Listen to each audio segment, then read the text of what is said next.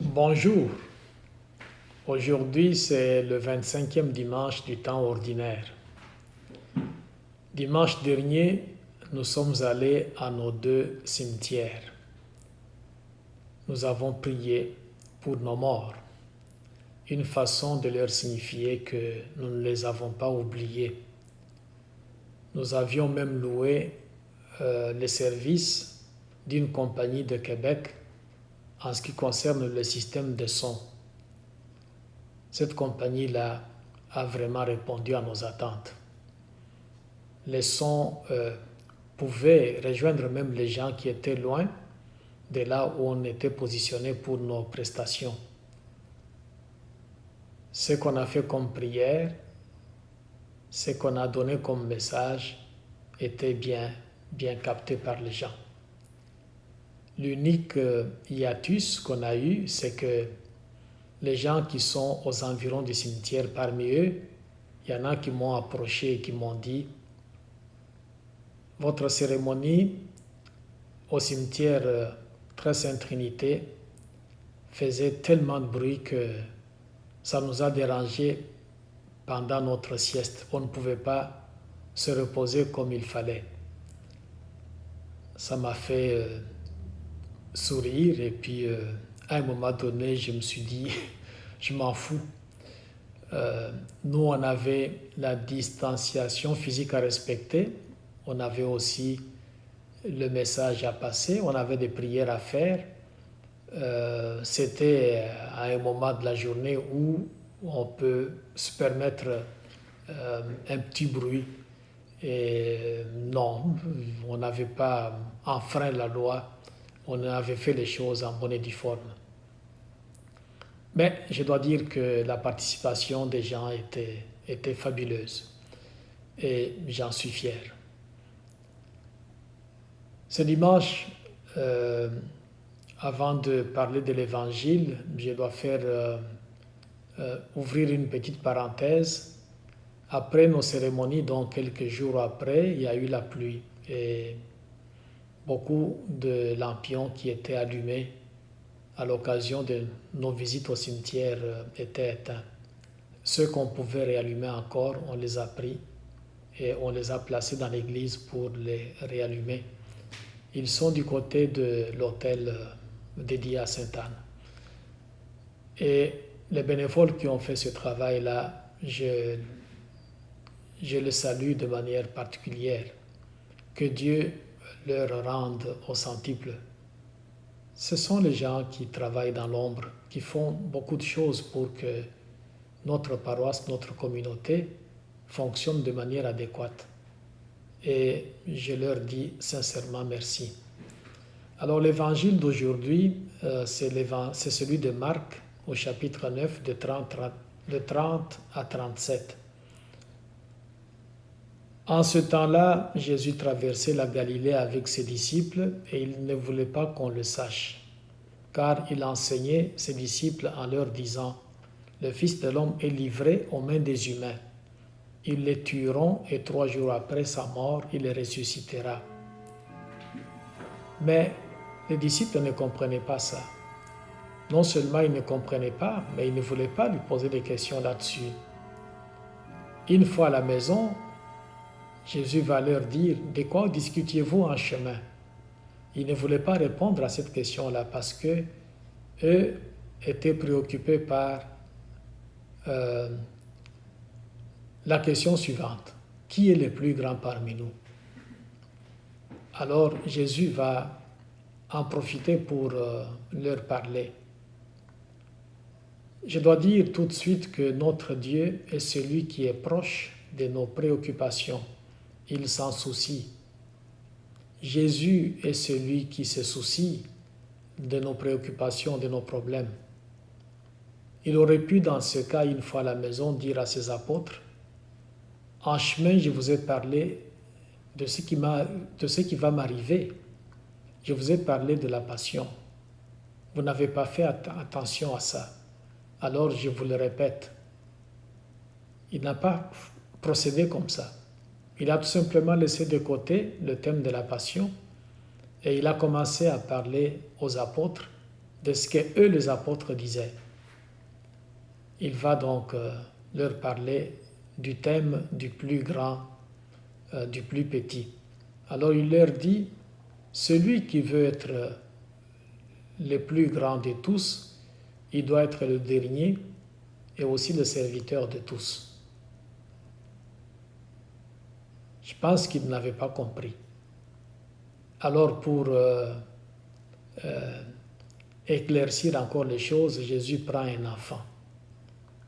Il met cet enfant-là au milieu d'eux. Il l'embrasse et une fois qu'il l'a embrassé, il dit, celui qui accueille un enfant comme celui-ci en mon nom, c'est moi qui l'accueille. Et celui qui m'accueille ne m'accueille pas moi, mais il accueille celui qui m'a envoyé. Est-ce qu'ils ont encore compris? Je ne pense pas.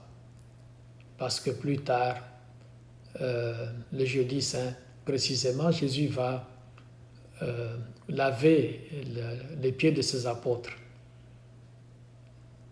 Il va dire, vous m'appelez Seigneur, vous m'appelez Maître. Oui, je le suis, mais je suis au milieu de vous comme celui qui sert. Il va laver les pieds de ses apôtres. Il est celui qui va donc rendre service. Et ce service qu'il nous rend, il va le faire jusqu'au sacrifice suprême parce qu'il va mourir comme victime d'expiation pour nos péchés. Alors, Jésus n'a pas prêché la serviabilité, l'humilité et le fait d'être le dernier seulement par la parole. Il l'a fait aussi et surtout par les actes. Mais pourquoi a-t-il placé l'enfant au milieu d'eux? L'enfant est le symbole de tout ce que dans la société est négligé. Un enfant n'était pas pris en considération du fait qu'il vit totalement dans l'ignorance de la loi. On le tenait pratiquement loin de la communauté religieuse.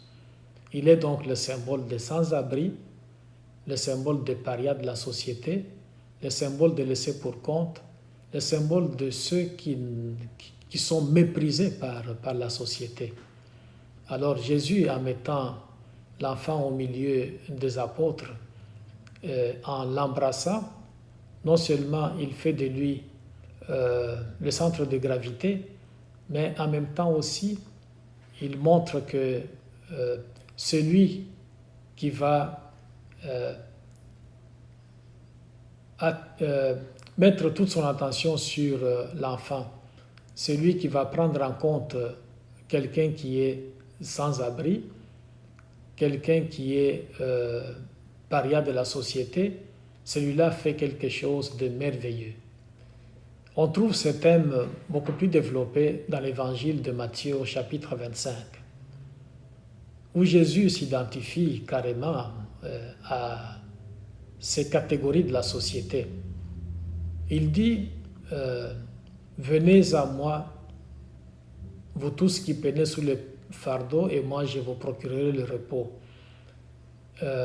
Venez à moi recevoir l'impérissable couronne de gloire, parce que vous étiez sensible à ma misère.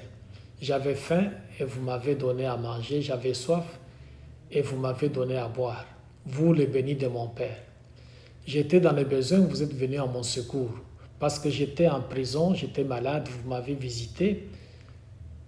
J'étais nu, vous m'avez habillé. J'avais soif et vous m'avez donné à boire, etc.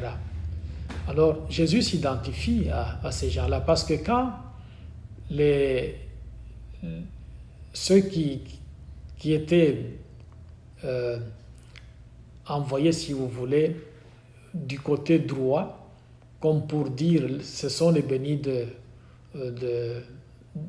notre Père qui doivent recevoir l'impérissable couronne de gloire, quand ces gens-là vont dire à Jésus, quand est-ce que nous t'avons vu, toi Jésus, tu étais dans les besoins, on est allé à ton secours. Il répond en disant, chaque fois que vous l'avez fait, à l'un de ces petits qui sont mes frères et sœurs, c'est à moi que vous l'avez fait. Alors, Jésus s'identifie aux sans-abri, il s'identifie aux parias de la société, il s'identifie au fond à l'enfant qu'il avait mis au milieu des apôtres et qu'il a embrassé, et au sujet de qui il a dit, celui qui va accueillir un enfant comme celui-ci à mon nom, c'est moi qui l'accueille. Jésus était donc obligé non seulement d'expliquer ce que c'est que la noblesse de l'humilité, la grandeur de la serviabilité, mais il était aussi porté à pouvoir donner des exemples concrets pour que ses disciples puissent donc comprendre. Il nous prêche donc quelque chose de fabuleux. Chercher à être plus grand, ce n'est pas mauvais, c'est même noble, il faut aspirer à ça. Mais Jésus nous dit, il y a une condition pour y arriver. La condition, c'est qu'on doit devenir le dernier de tous et aussi le serviteur de tous. Il y a donc là quelque chose de beau. Vous savez, dans une société où l'accent est davantage mis sur l'argent,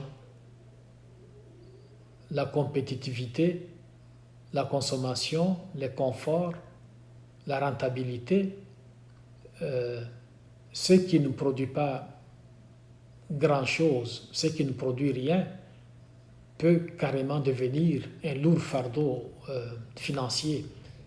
Et les gens qui mettent l'accent sur ce que je viens d'énumérer avant là, vont tout simplement essayer de s'en débarrasser. Alors, c'est comme ça qu'on doit vivre dans une société? Non. Les sans-abri peuvent aussi avoir leur place. Nous sommes tous créés à l'image et à la ressemblance de Dieu. Ce n'est pas parce que tel ou tel n'a pas les mêmes conditions de vie que nous devons absolument ne pas tenir compte de lui et essayer d'aller à son secours pour qu'il puisse aussi se sentir à l'aise. Dieu attire notre attention sur cet aspect-là. Nous allons le prier pour que nous puissions donc nous ouvrir à ces catégories sociales, parce que c'est de cette façon-là que nous pouvons prétendre être les vrais disciples de Jésus. Amen.